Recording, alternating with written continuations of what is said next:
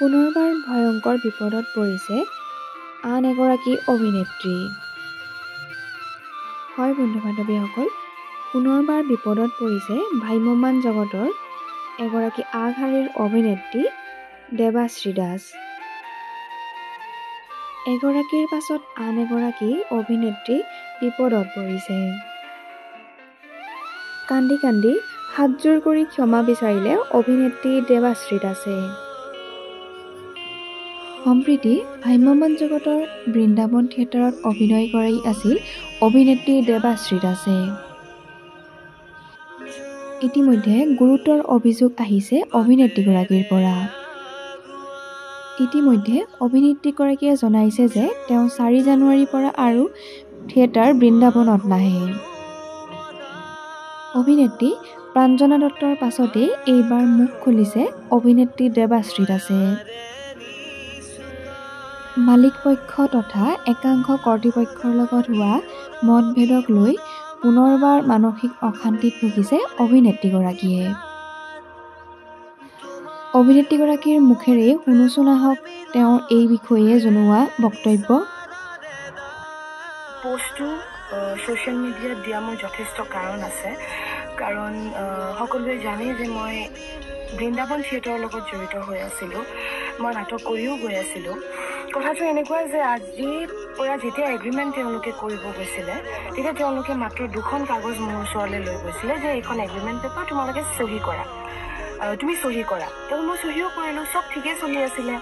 তেওঁলোকে মানে যেতিয়া ৰিহাৰ্চেল চলি আছে তেওঁলোকে ধুনীয়াকৈ পইচা আমাক দি আছিলে, গতিকে তেতিয়ালৈকে ঠিক আছে। যেতিয়া আমি থিয়েটাৰৰ পৰা ওলাই আহিলোঁ, তাৰপিছৰ পৰা তেওঁলোকৰ আৰম্ভ হৈ গ'ল যে আজি পইচা দিব নোৱাৰোঁ, কালি দিম। কেতিয়াবা 10,000 দিয়ে, কেতিয়াবা 5,000 দিয়ে, কেতিয়াবা 20,000 টকা দিয়ে, সেনেকৈ মানে তেওঁলোকে চলাই আহিছিলে। তাৰপিছত কেতিয়াবা 50 দিয়ে, তেনেকৈ চলি আহিছিলে। তাৰপিছত যেতিয়া দুৰ্গা পূজা পেণ্ডেলত আমাক হিচাপখন পঠিয়াই যে তোমালোকৰ ইমানখিনি হিচাপ হৈছে, আমি তেতিয়া হিচাপখন চাই পেলাই কৈছোঁ যে এইখন মোৰ হিচাপ নহয়, মোৰ হিচাপৰ লগত একেবাৰে নিমিলে। তাৰপিছত ক'ত পইচা কাটিছে, কি পইচা কাটিছে, গোটেইখিনি যেতিয়া চালোঁ, তেতিয়া তেওঁলোকে ৰিটেনশ্যন বুলি কিবা এটা কাটি থৈ দিছে। সেই ৰিটেনশ্যনটো মই চবকে সুধিলোঁ যে ৰিটেনশ্যনটো আচলতে কি হয়। কাৰণ থিয়েটাৰত ইমান দিন থাকিলোঁ, জানো যে TDS আৰু ন' মানি থিয়েটাৰত থাকে, সেইটো পৰম্পৰা। কিন্তু ৰিটেনশ্যন বোলা বস্তুটো এইখন থিয়েটাৰত মই প্ৰথম পাইছোঁ। তাৰপিছত মই চবকে সুধিলোঁ যে ৰিটেনশ্যনটো আচলতে কি বস্তু।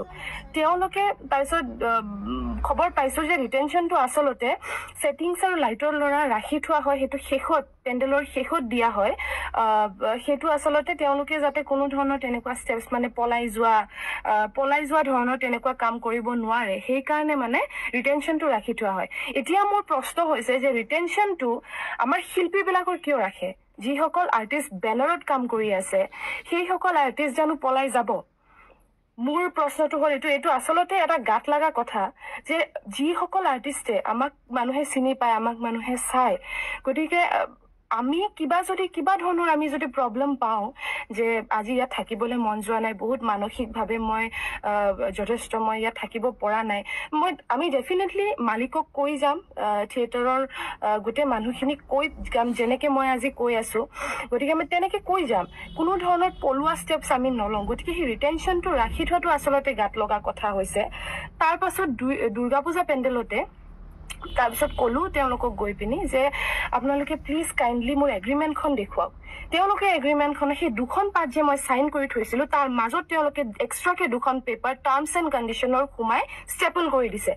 তাৰপিছত যেতিয়া সুধিছোঁ এই 2খন কাগজ কেতিয়া সোমোৱালে, কাৰণ এই 2খন কাগজ আজি যদি টাৰ্মছ এণ্ড কণ্ডিশ্যনত এইবোৰ বস্তু লিখা থাকিলেহেঁতেন, মই কোনো কাৰণত থিয়েটাৰত নাহিলোহেঁতেন, মই বৃন্দাবন থিয়েটাৰত নাহিলোহেঁতেন। তেওঁলোকে কৈছে তোমালোকে পঢ়িছিলা, তুমি পঢ়ি পেলাইতো তোমালোকে চাইন কৰিছা। তেতিয়া মই কৈছোঁ ছেক্ৰেটাৰীক যে আপুনি বেলেগৰ মানে ৰাতুল দাহঁতৰ বা জীৱন দাহঁতৰ, নিৰ্মল দাহঁতৰ আমাক এগ্ৰিমেণ্টখন দেখাওক। তেতিয়া বাও আছিলে, বাৰ তাতো মানে বাকো এগ্ৰিমেণ্টখন দেখুওৱা হৈছিলে। তেতিয়া কৈছিলোঁ যে এগ্ৰিমেণ্টখন দেখুৱাওক। এগ্ৰিমেণ্টখন তেওঁলোকে যেতিয়া দেখুৱালে, মানে আমাৰ ছেক্ৰেটাৰীয়ে জিতেন মহন্তই যেতিয়া আমাক দেখুৱালে, তেতিয়া আমি দেখিবলৈ পাইছোঁ যে ৰাতুল দা, জীৱন দা, নিৰ্মল দা চবৰে এই টাৰ্মছ এণ্ড কণ্ডিশ্যনৰ পথলীয়াকে তেওঁলোকে চহী কৰি থৈ দিছে য'ত নেকি মোৰ আৰু বাৰ এগ্ৰিমেণ্টখনত পথলীয়াকে আমাৰ চহী নাই ইট মিনছ আমি সেই দুখন টাৰ্মছ এণ্ড কণ্ডিশ্যনৰ কাগজ আমি পোৱাই নাই সেইটো হ'ল তাৰপিছত